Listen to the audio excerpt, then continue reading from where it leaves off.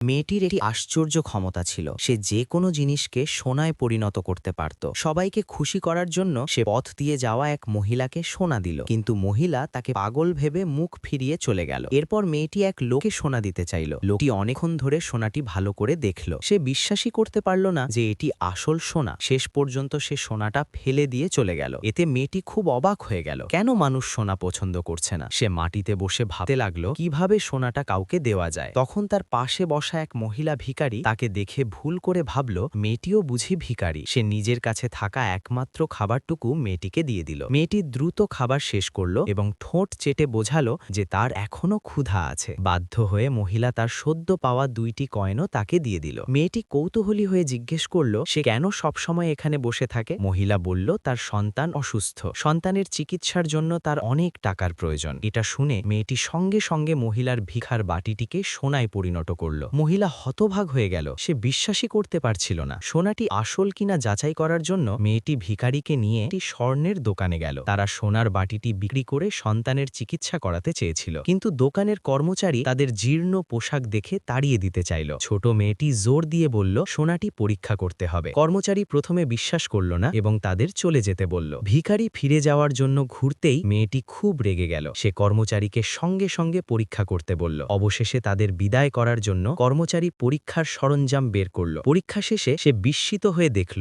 বাটিটি অত্যন্ত খাঁটি সোনা, যার মূল্য প্রায় $5,00,000। মহিলা আনন্দে প্রায় কেঁদে ফেললেন। তিনি ছোট মেয়েটিকে ধন্যবাদ জানাতে ফিরে তাকালেন, কিন্তু দেখলেন মেয়েটি তখনই সেখান থেকে চলে গেছে।